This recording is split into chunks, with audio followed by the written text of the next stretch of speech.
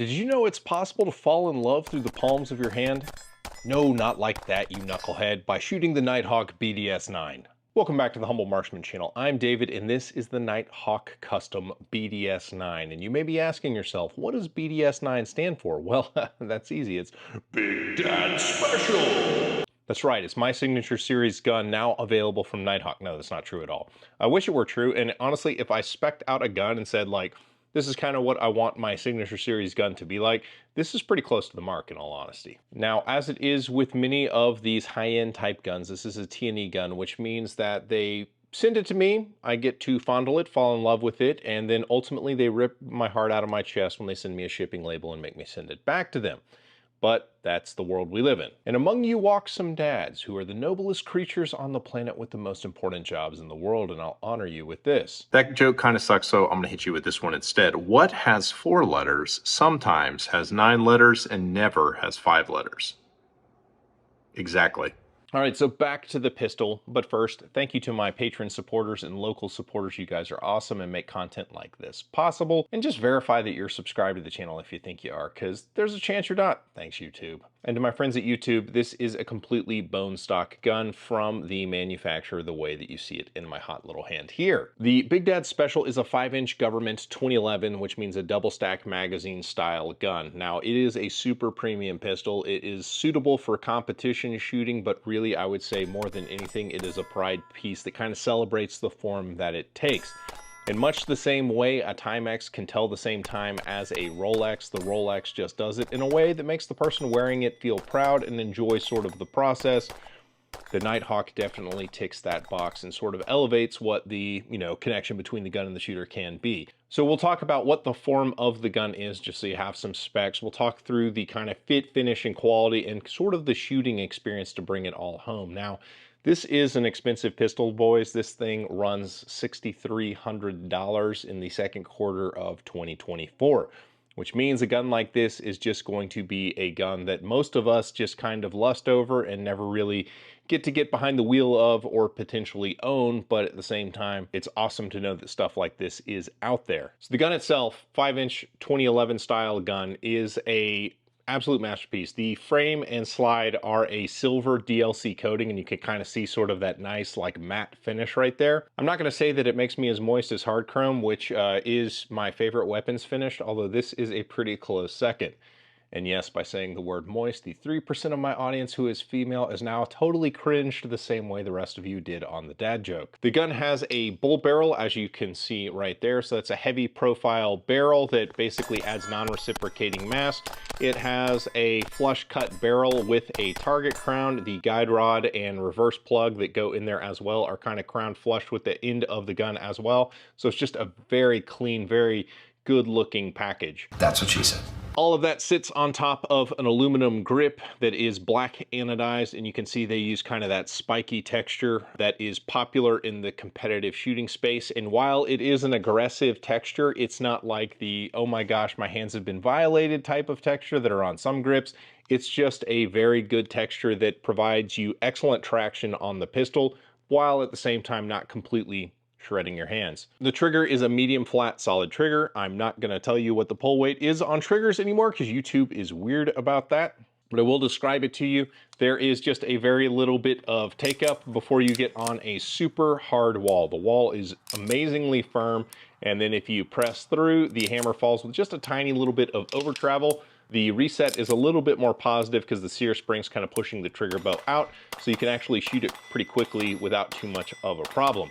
The trigger quality is super duper high, and it is complemented by like the manual safety with how that moves and just everything about it, down to even the mag catch and the way the buttons work is just very nice, which is a segue into sort of the fit and finish. And now, while I've already told you how awesome the silver DLC finish is, and I mean, it is awesome, like I really want a pistol with silver DLC now that I know it's a thing, the quality is awesome. So like we like to do the rock test on these just to test slide to frame fit. And before I took this gun out and shot it, I put about 500 rounds through it because I was enjoying myself. There was no wiggle, like zero wiggle on the slide and frame. And now that I have shot the gun and some of the oils come out of the gun, there is only a slight amount that you won't even be able to hear. Like, I don't know if that's coming across on the mic or not, but there's only the smallest amount of wiggle, and I'm sure if I re-oiled the gun, there would be almost no wiggle. The gun is made to very tight tolerance. It is oversized and then hand-fitted down, and the slide stroke on the gun, just everything about it is super smooth, to how the slide rides on the barrel and lockup, to when it's just moving backwards on the rails.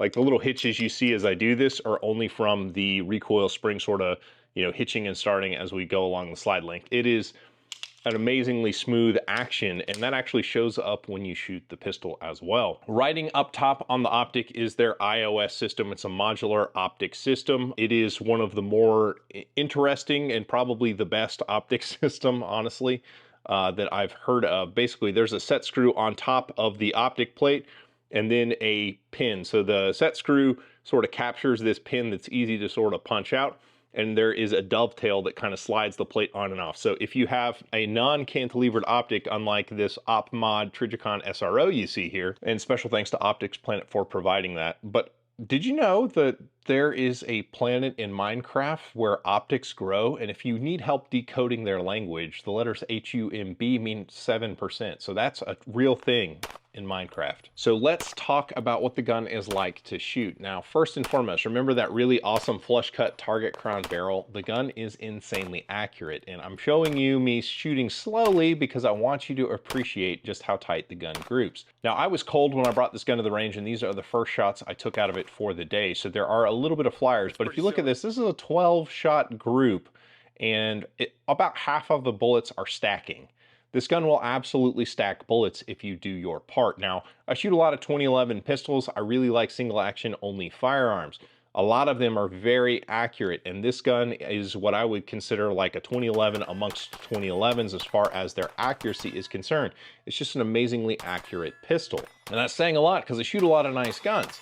I mean, this thing is on a different level. And it's not just a one-trick pony as far as being like a target gun is concerned. It has this awesome grip that is spiky enough to glue to your palm, so if you can do your part, it absolutely stabilizes its speed. How far is that? 20 yards?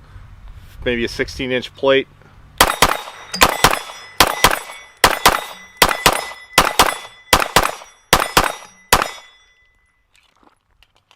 Not bad. Now, it is a little bit muzzle heavy. You can see that it kind of turns out of my hand when I remove tension on it, but it's not that big a deal. It's kind of heavy enough to sort of counterbalance with a full mag. I typically like a shorter dust cover on my guns, and honestly, I think I probably like a 4.5-inch 2011 in 9mm.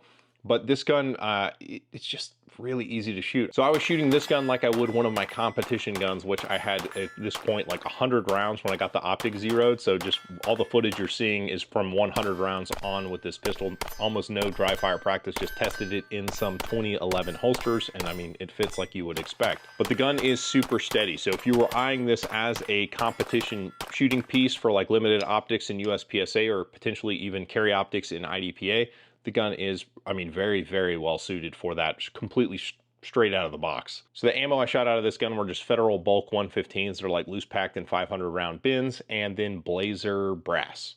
So that was the ammo I shot out of this gun. It was stupid accurate. I mean, the group that I showed you was with the Federal Bulk ammo, so that's awesome. The gun handling on the gun is super duper nice. Now, one thing about this is it actually has an active grip safety. Most guns that are aluminum gripped get a, you know, beaver tail, but they don't get an active safety. It's usually like non-functioning. This one's actually functioning where, you know, safety's off and it's not going to go off. I can wail on the trigger, depress the grip safety, and it goes. There's just something sort of unique about an aluminum framed gun that does that. So that's most of the stuff that's interesting in this. Now, the reason I actually was able to borrow this gun is because I'm going to do a video where I use my high-speed camera to test the weights of different optics. I'm going to take a 1/2 ounce optic, a 1 ounce, a 1.5 ounce, 2 ounce, and 2.5 ounce optic, and I'm going to put it on slow motion to see if the optic weight changing like that materially affects muzzle climb.